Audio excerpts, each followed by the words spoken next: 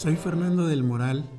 Bienvenidas y bienvenidos a este espacio de la 4TV donde compartimos la historia contigo.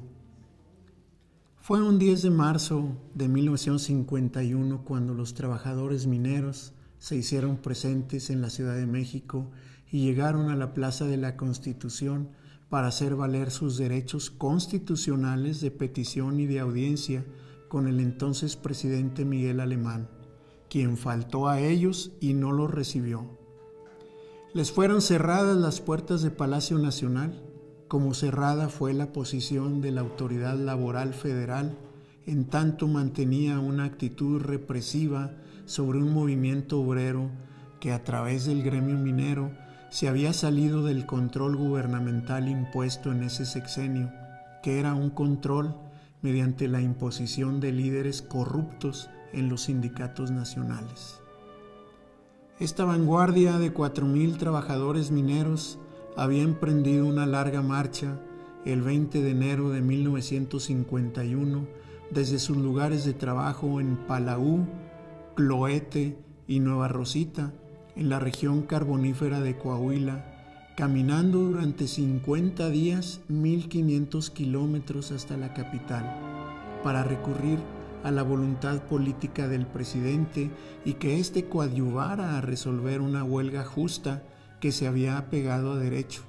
pero cuyos trabajadores habían sido objeto de agresiones y buscaba ser extinguida por una autoridad federal complaciente con los intereses de una empresa extranjera. Las hostilidades con un estado de sitio contra los mineros habían empezado tras declararse la huelga, y desde antes de la marcha, el gobierno federal rompió el orden social al optar por la represión utilizando al ejército, que violentó las garantías individuales en Coahuila, donde el presidente tenía de gobernador a un amigo suyo. Una marcha de esas dimensiones se convirtió en noticia nacional porque representó una movilización extraordinaria de trabajadores. Se le llamó la Caravana del Hambre porque a los mineros la injusticia laboral los había llevado a una situación tan difícil como la falta del sustento diario para ellos y sus familias. En la marcha participaron también 30 niños y 100 mujeres compañeras de los mineros, de las que pudieron ir porque el resto se quedó al cuidado de sus familias. Y despertó la solidaridad de quienes les compartieron su pan y su ayuda en ciudades y carreteras por donde pasaron los mineros. Y ellos hicieron lo mismo hacia otras manos,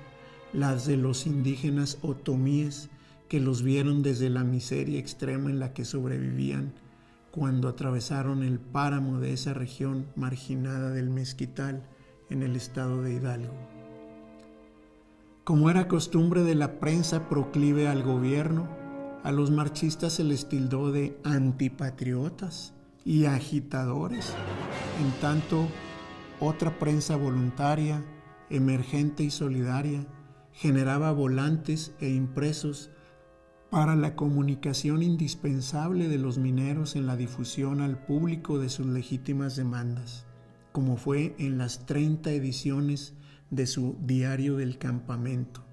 ilustradas por Guasp, Alberto Beltrán y Leopoldo Méndez. De esa prensa militante salió la obra creada en el Taller de Gráfica Popular, una poderosa imagen que se mostró como bandera del movimiento, expresada en la figura de un minero que protege a una mujer y a un niño, y que con una actitud firme y decidida enfrenta con su brazo izquierdo al fusil que desde el extremo de la derecha los amenaza. Durante su estancia en la capital, el gobierno eligió un parque deportivo como su campo de concentración para supuestamente asistirlos, pero con la finalidad de tratar de aislarlos del contacto social,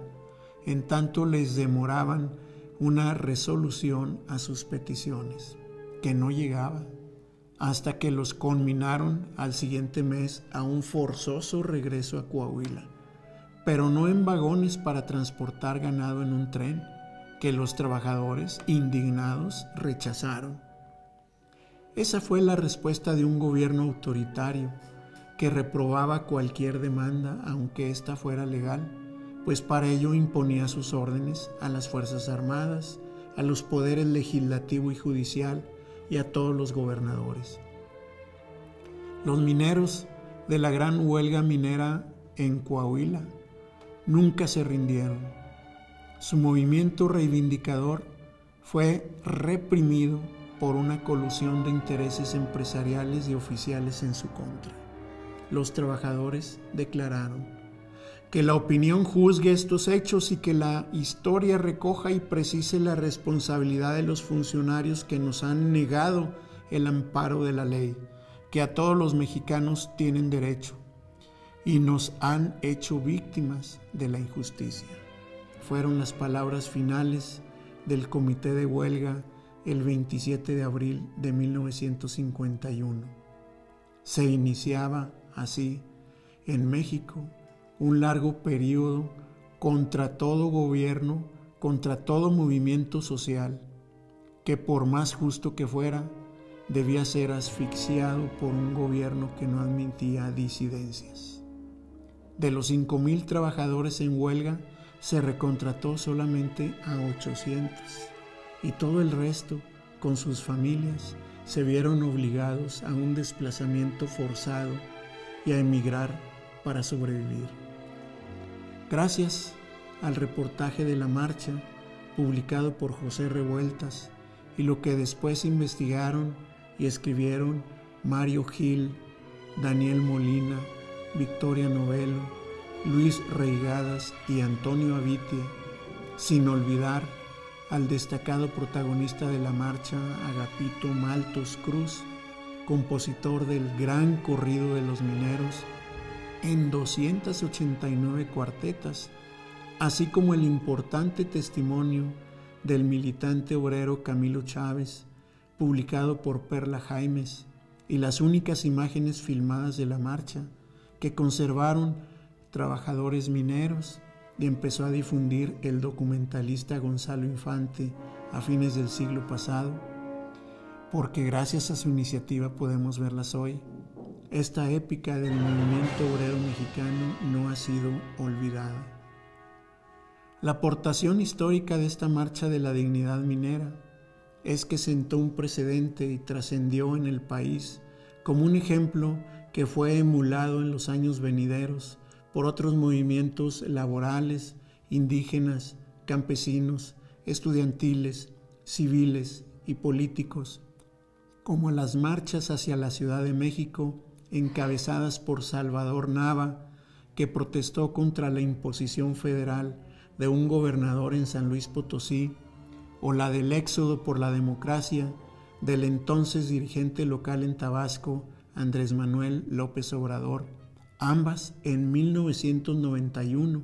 y muchas otras marchas que en el siglo XXI recuerdan que los derechos constitucionales en México también se defienden dando un paso al frente, caminando hacia adelante, a donde las demandas por una vida mejor y las reivindicaciones sociales lo reclamen.